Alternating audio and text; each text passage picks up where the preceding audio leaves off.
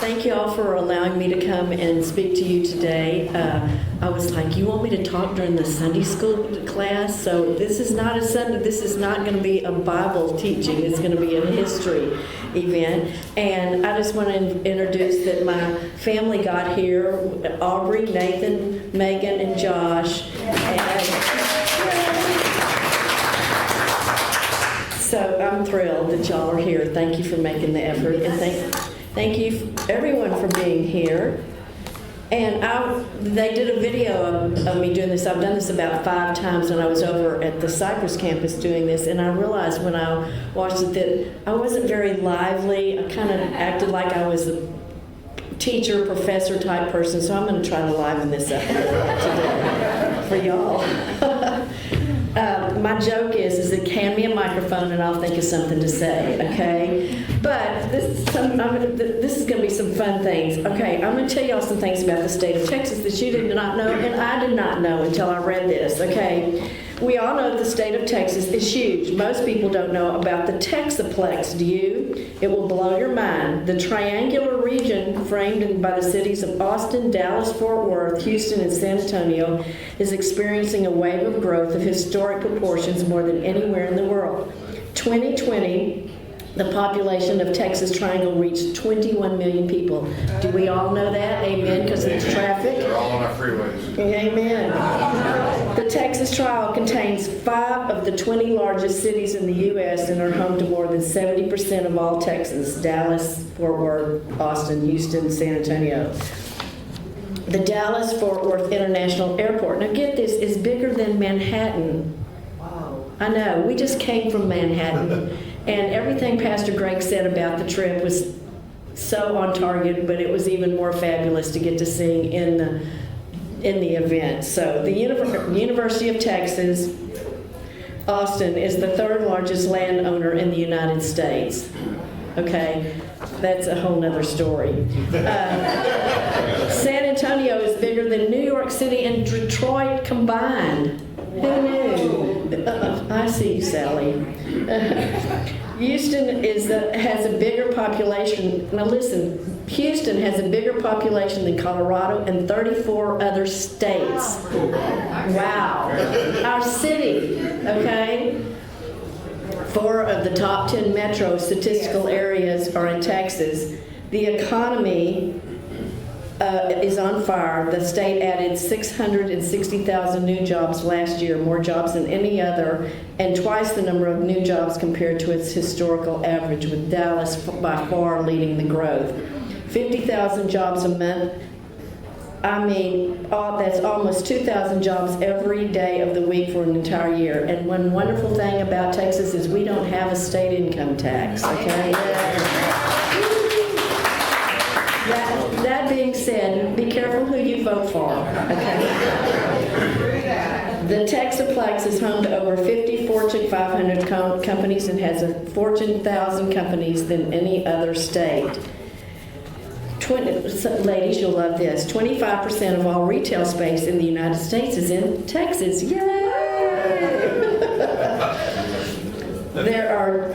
Austin is the live music capital of the world. There are 12 professional sports teams in the Texaplex. I bet you couldn't name them. I know I sure couldn't. You can further your education in the great state of Texas at any one of the 159 universities and colleges in order to prepare yourself for a successful and prosperous career, including 6 medical schools. And then here's the Texas A&M University has the enrollment of the A&M University has an enrollment of 74,829, the largest student body in the United States. Now, my dear husband Rob went to Ohio State. When I first met him, I was like, "What's Ohio State?" But anyway, but A&M has the largest population. All right. So we're going to talk about Texas and the 6 Flags of Texas. All right.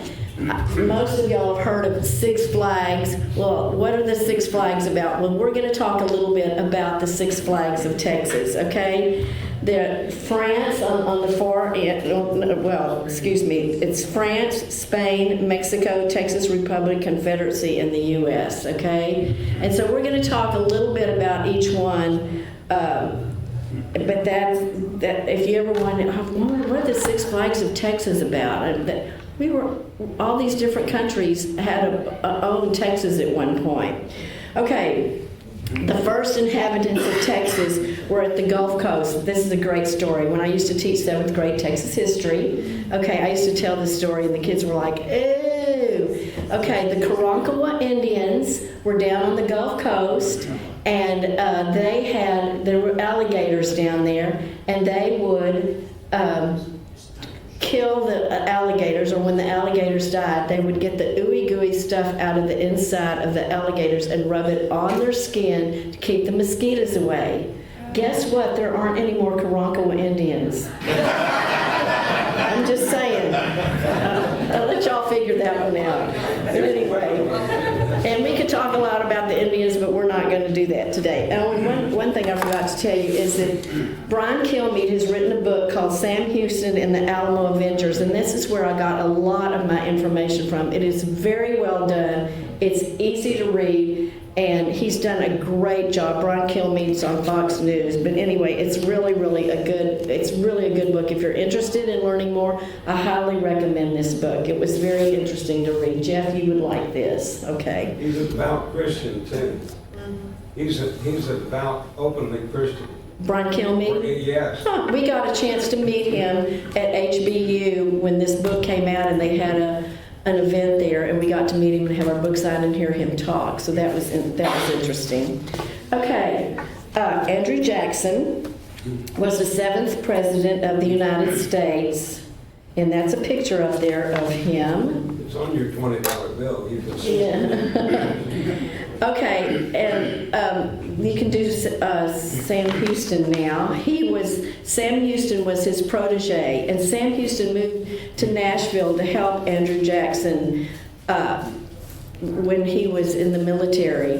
And Sam Houston and Andrew Jackson helped him, and Sam Houston became a representative out of the state of Tennessee. He then became the governor of Tennessee, and he was riding high, and everybody thought that he was going to be the next president. Well, at age 35, which was old back then, he married a much younger lady, and the marriage lasted for 3 months, and she was very young. They got married at her dad's plantation, and they separated, and supposedly he accused her of being unfaithful. She accused him. Nobody to this day has ever known what the truth of the matter is. But anyway, and so that was just shocking back then. That just didn't happen.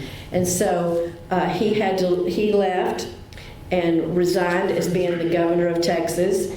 And he moved to live with the Cherokee Indians. Now, he had lived with the Cherokee Indians when he was like 16, but when he went back, he just drowned himself literally in alcohol and was known as the Big Drunk, okay? Don't you love that? But there's redemption coming. But Andrew Jackson wanted Texas, and we're going to get all this is some background. And so Sam Houston arrived in Nacogdoches. He finally kind of got control of himself, and he arrived in Nacogdoches on December 1832, and he was a lawyer in Nacogdoches, okay? Now, we're going to pause and stop talking about Sam Houston right now because I need to start talking about some other things about Texas history. Okay.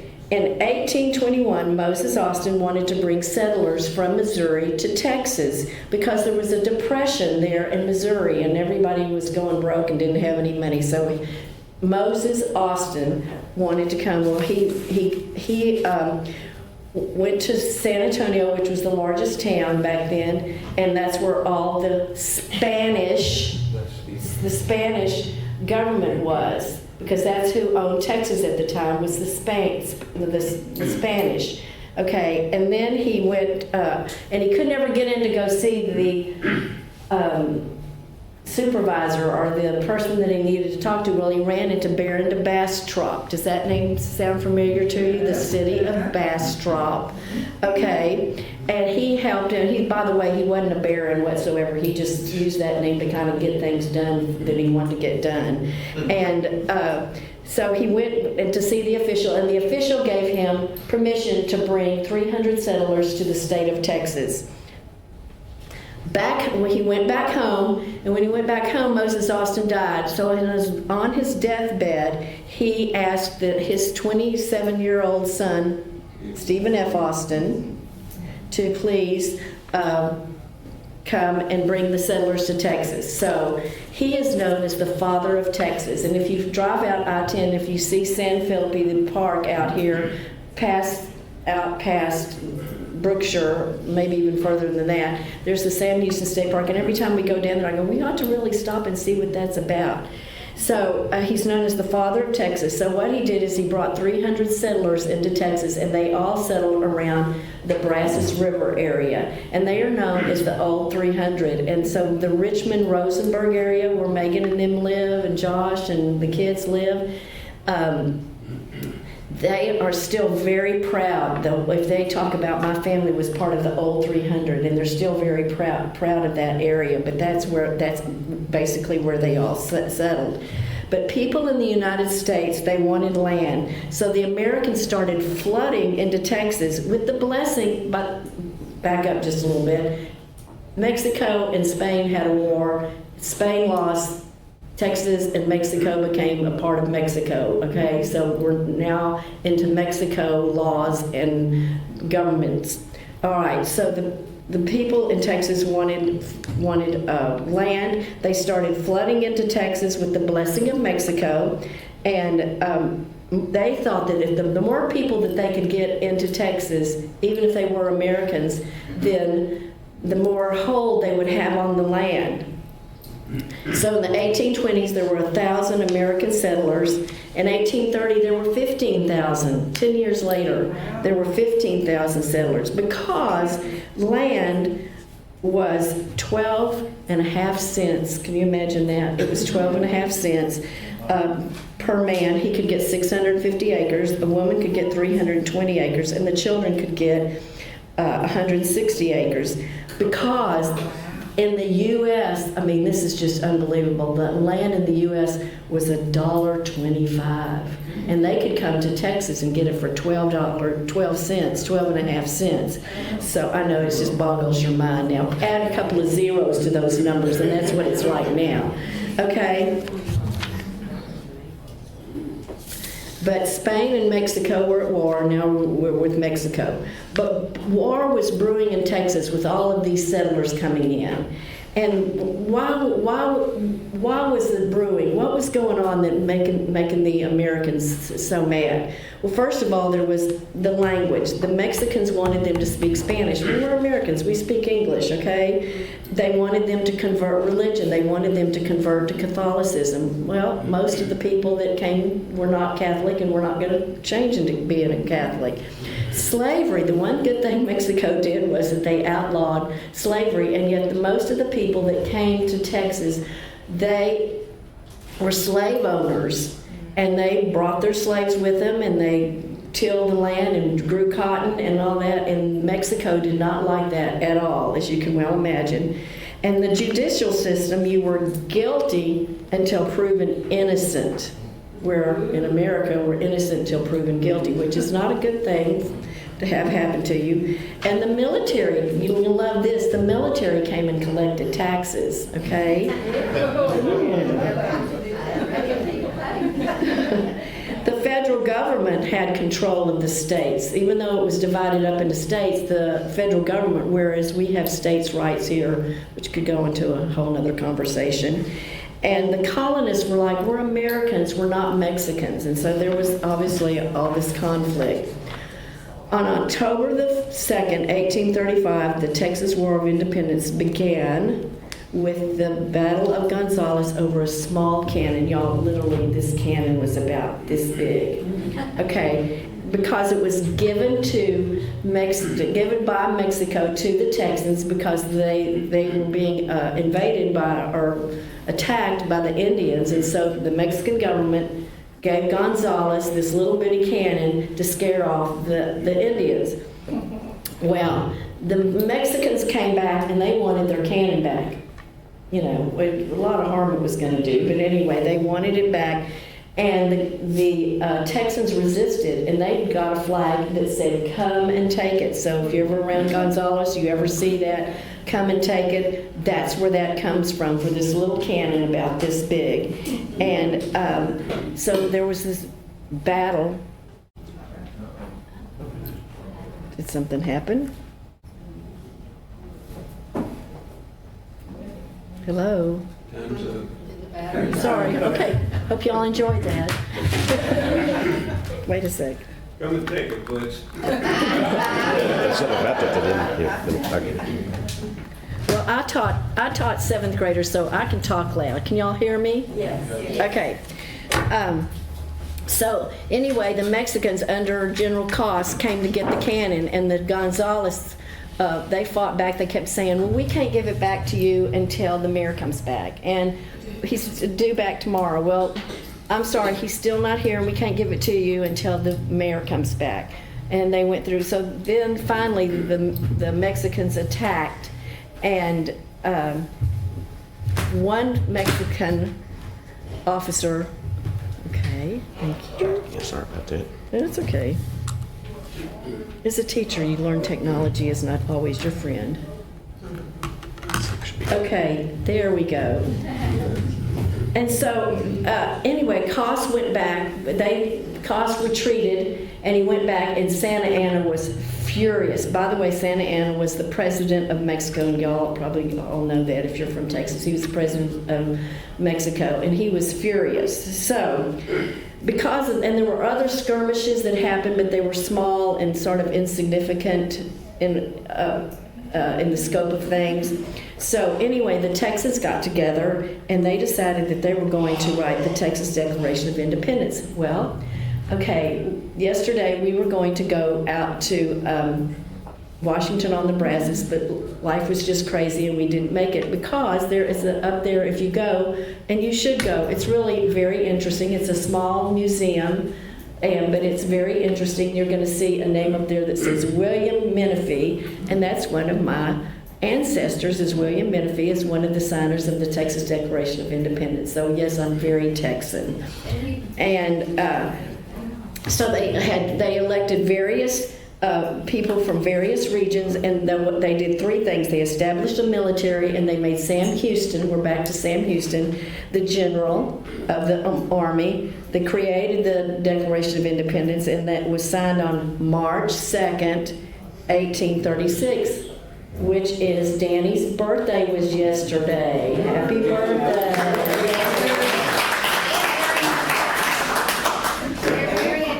Birthday too yesterday. Yeah. Who's? Danny and Cash. She's a leader in our Bible study. Okay. So that took place at Washington on the Brazos, and they have a house there that's kind of a replica of what the place looked like, and it was freezing cold, and they were all ready to go home afterward. Okay.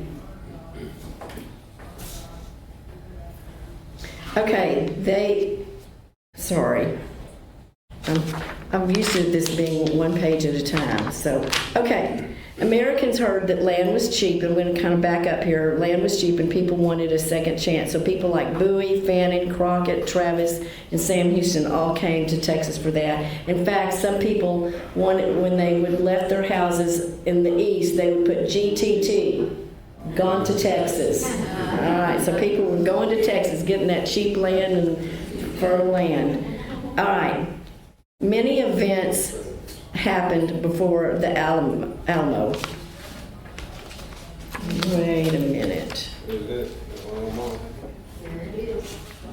Okay. I'm missing a piece of paper. Do you have an extra piece of paper? That's in the second floor window. No. Okay. Sorry about that. Anyway, many events took place before the Battle of the Alamo. That once again, there were skirmishes, little battles, and that we don't have time to go over. But if you want to know about it, you can read right here in this book, okay? And so this is a picture of the Alamo. And Alamo was the largest, was in San Antonio, which was the largest city in Texas, and it was under Mexico control. There was a small battle, and it became under Texas control briefly, and you probably don't hear that in the story of the Alamo. It was just a small battle, but Texas got it back. But Sam Houston did not want the Texans to try to hold on to the Alamo, because they went to the Alamo for protection, and Sam Houston said, and he was the general, and he said, no, don't try to hold it down. But they didn't listen, as we all know. And so people like Bowie and Travis were determined to defend it. And any of y'all ever heard of the Bowie knife? Yeah.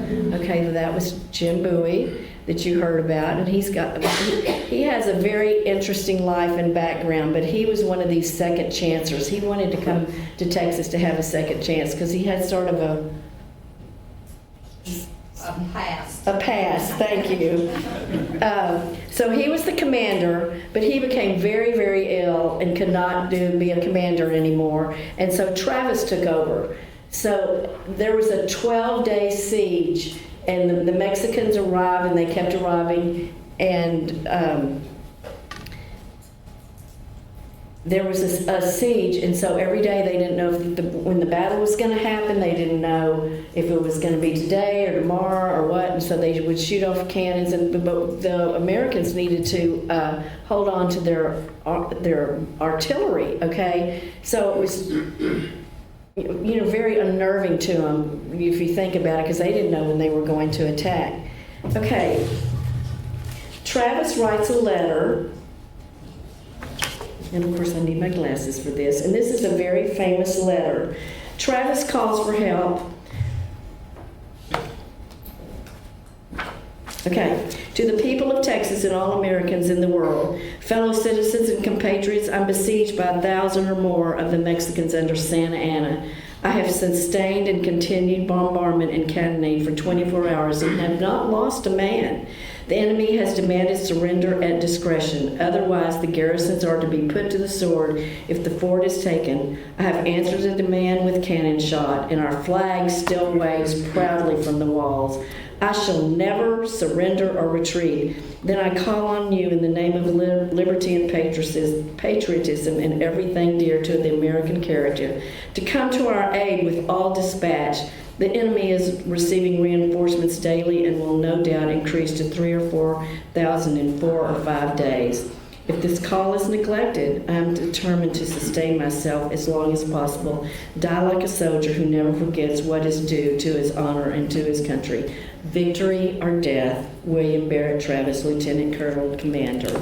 Very famous letter that he wrote. Okay, Travis draws a line in the sand and tells everybody that if you're gonna stay or go, let me know.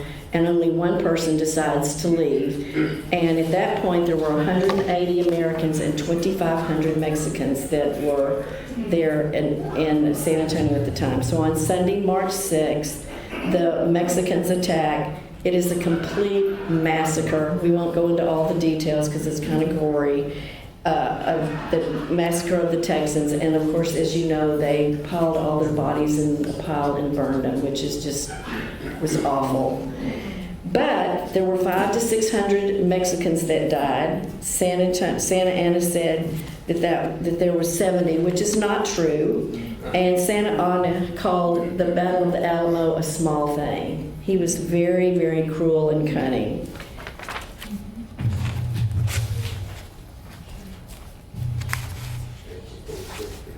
Hold on.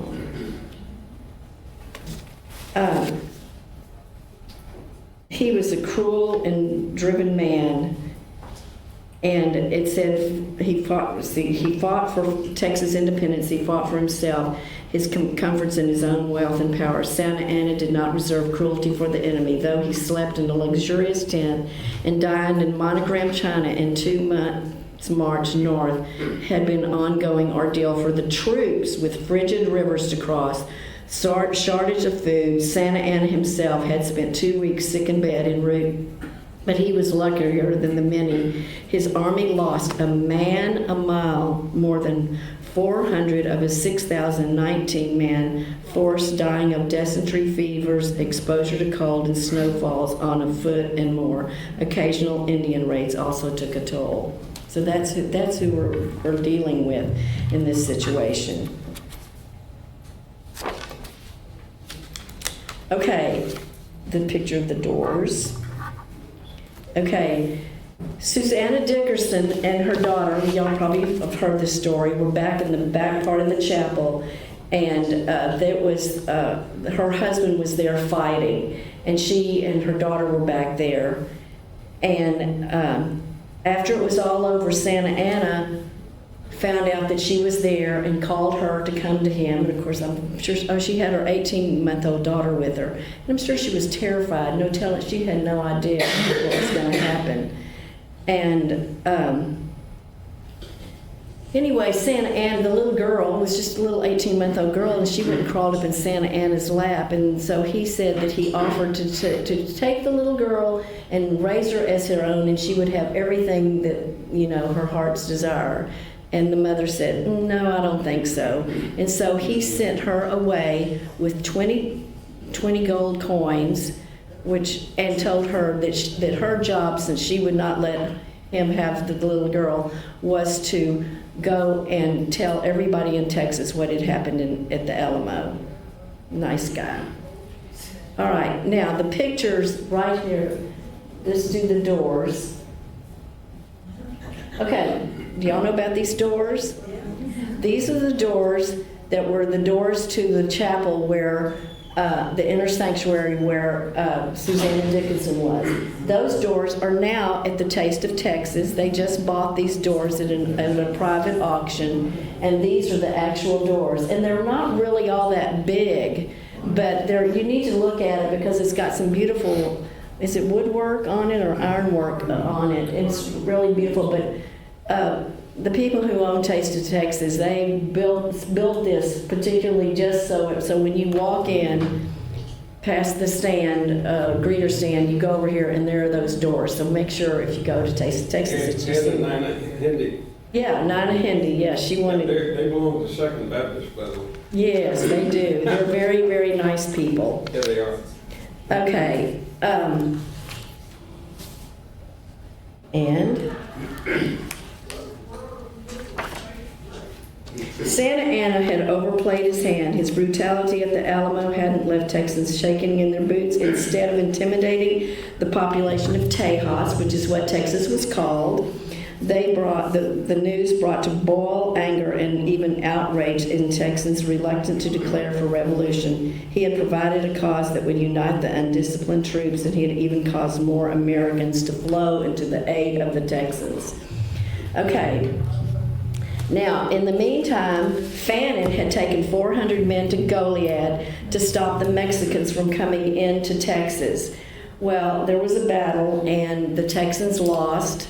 The Texans surrendered, but they were mistreated. They were divided into 3 groups, and they were told that they were marching them, and they told them that they were going to take them to New Orleans and that they could go leave Texas, but they were not to ever come back. So they took them out. And they had lined them up in a firing squad, and they shot them. They were unarmed, and they shot them. And guess whose idea that was? It was Santa Ana's idea. And the general that was in charge of this said, that's not a really good idea. I think we need to not do it that way. And he insisted on doing it. So anyway, in the meantime, Houston is gathering an army to train them, and he retreated to the Liendo plantation near Hempstead. And why was that a good place to go? Because there were fields to train in, flocks, fodder, and livestock for food. He drilled them in the cold, in the mud. It was known as like the coldest march in history that anybody could remember. It was a ragtag army. They had no discipline. I mean, these guys went out and had guns, and they would shoot, their food for the day. But they certainly were not military men.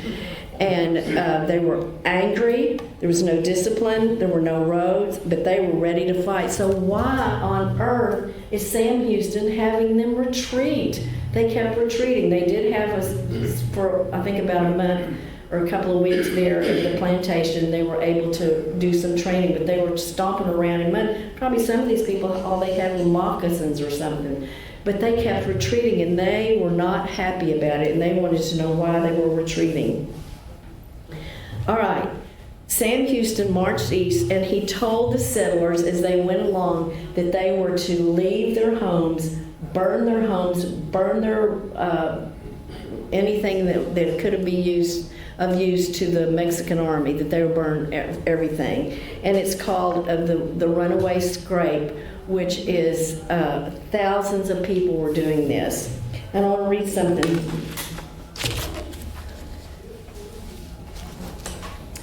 The widespread fears, is this the right one? Okay. The scenes of civilians retreating varied little, as one witness reported. The road was filled with carts and wagons loaded with women and children, while other women for whom there was no room in the wagons were seen walking, some of them barefoot, some carrying their smaller children in their arms or on their backs, with the other children following barefooted. The women were again seen with but one shoe, having lost the other one in the mud. Some of the wagons were broken down, and others again were bogged in the deep mud. Taken all in all, the sight was the most pitiful by far I have ever witnessed. Okay, so if you ever hear of the runaway scrape, now you know what that is about. All right, now we're going to get to the Battle of San Jacinto. And guess what again? There is a man whose name was John Sutherland, and he was also one of my relatives. I found out because I did some research on him, and he was one of my relatives. So the army began to grow. People heard about what happened in San Antonio and Goliad, and they were mad, and they wanted to come join the officer. One of the officers said that the lives of men of Texas meant very little to him. He was, like I said, very cruel and cold. He gave us. So Sam Houston gave a speech, and he said, "Remember the Alamo, remember Goliad. There were 800 Texans and there were 1,500 Mexicans."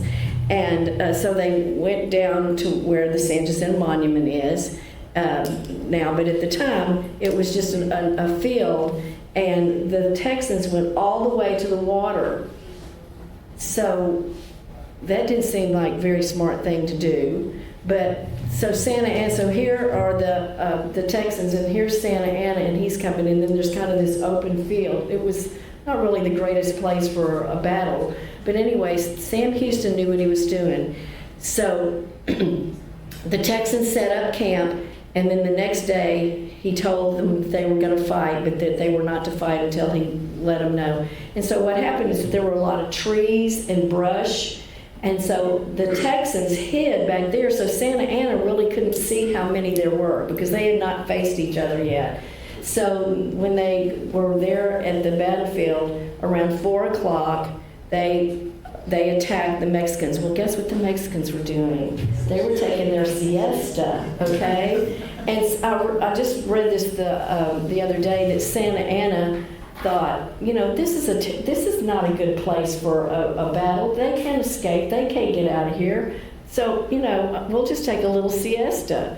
Well, one of the things that happened is that Sam Houston had them destroy a thing called Vince's Bridge. So there was no way for retreat for us or for the Mexicans, and there also was no way to get more Mexican army into this area. And so it was do or die. So at 4 o'clock, they attacked, and they were all asleep. They were in their tents. They had taken off their swords or their bayonets and their guns. And there was, all the commanders were saying all these different things, giving different commands because they didn't know. I mean, you can imagine what it was like. Here, they're all half asleep, resting, and all of a sudden, they've got people coming at them with fury in their eyes. Fury in their eyes, screaming, "Remember the Alamo, remember Goliad." And they're all getting down on their knees going, me no Goliad, me no Alamo. I mean, no, not me, not me. And which I don't think did them a whole lot of good from what I gather. Okay, yes. Texas was bent on revenge. It took 18 minutes to have this battle because of all those situations that I just talked about. There were 630 dead Mexicans, 200 of them were wounded, 700 prisoners, and only 11 Texans died with 30 wounded. Okay, the picture of Sam Houston.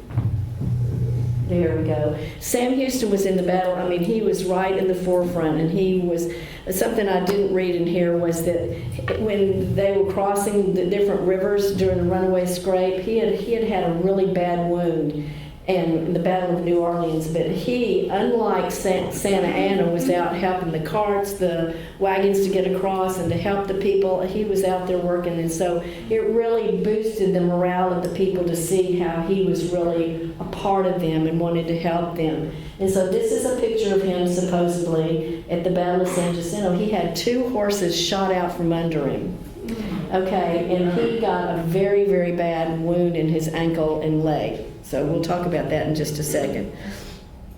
Okay, so I love this story. This is a great day. They captured all the Mexicans, but who they really, really, really wanted was Santa Anna. And so they were out scouring, looking for Santa Anna, and there was 2 guys, 2 of the Texans, and they saw a blanket and they saw something move under it, and so they pulled the blanket off, and there was one of the Mexican soldiers. But one of the guys noticed that, he didn't have on his regalia as being, the president or the general, but he had diamond studs in his shirt, and the guy was like, that doesn't seem right. So anyway, they took him into camp, and he was trying to say, I'm just a regular soldier. They took him into camp, and all of the Mexican soldiers went, El Presidente, El Presidente, El Presidente. And so they went. So he was taken to Sam Houston, who was leaning up against a tree and was really in a lot of pain. And of course, you can imagine the soldiers were just ready to just hang from the highest tree, etc. But Sam Houston was very wise, and he realized that that was not the right thing to do. That he was more valuable to hit them alive than dead, because if they killed him, then somebody else could rise up and say, you're still a part of Mexico, and have more battles. So he wanted him alive so he could sign a treaty called the Treaty of Velasco. You can put up the San Jacinto Monument. It's So taller how- than the Washington Monument. Yeah. How many of y'all been to the San Jacinto Monument? Okay. All right, kiddos, we're going to go on a field trip, and we'll take you to the monument, okay? Yeah. My kiddo back there loves history, so you don't? Anyway, we have a fun. I don't know, what am I doing with time frame? Okay, I'm good. We have an interesting friend whose father worked for Bellows, and they're the ones who built the San Jacinto Monument, okay? Now, there is a law that no monument is to be taller than the Washington Monument. And so ours is taller than the Washington Monument, so we get a letter, or not we, but they get a letter from the United States that says, I'm sorry, but your monument is taller than the Washington Monument. And so they said, do what? Come and take it. There you go, come and take it. So as you see at the bottom, there's steps. Okay, whoever designed this wanted it to be similar sort of to the Lincoln Monument, so we put those steps in there. So when you measure at the top of the steps and not at the bottom of the steps. And so when you measure from there up to the top, we were within the parameters of the Washington Monument. So, and this friend that we've gotten to know, this older man, 91 years old, he's just so interesting. his father was in charge of building a model of the star. It's a 9-point star, and because they wanted it to be able to be seen from 360 degrees. So he built the model out of plywood, and then they eventually used that for the star. And so his dad took the model and put it on top of his roof, of his garage roof. And so he said Charles grew up with this thing on top of his house the whole time. Just over here, not too far around Ella, is where they lived. So I think like that's kind of an interesting story. So Sam Houston kept him alive, and then there's so much more of the story, back and forth. Finally, he went back to Mexico. He gets reelected to be the president. Lives to be of Mexico. Lives to be about 90 years old. Santa Ana does, and just not a very nice man. But anyway, Sam Houston became the president of Texas twice. He was a U.S. senator, and then he was Texas governor. But when the Confederacy came along, he was totally against it, and everybody who was a government agent had to, sign, declare their allegiance to the Confederacy, and he refused to do it. And so they deposed him as being the governor. And as we know, he lived in Huntsville, but he married a much younger woman again.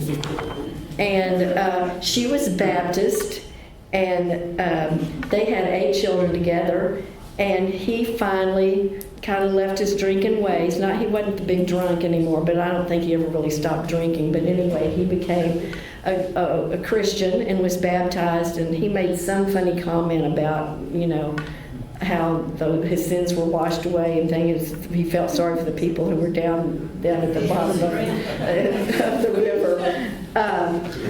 Okay, and then something I have not done in the past, but I wanted to add this because I think it's real significant, is that Texas was eventually, several years later, annexed into the United States. And because of that made Mexico really mad.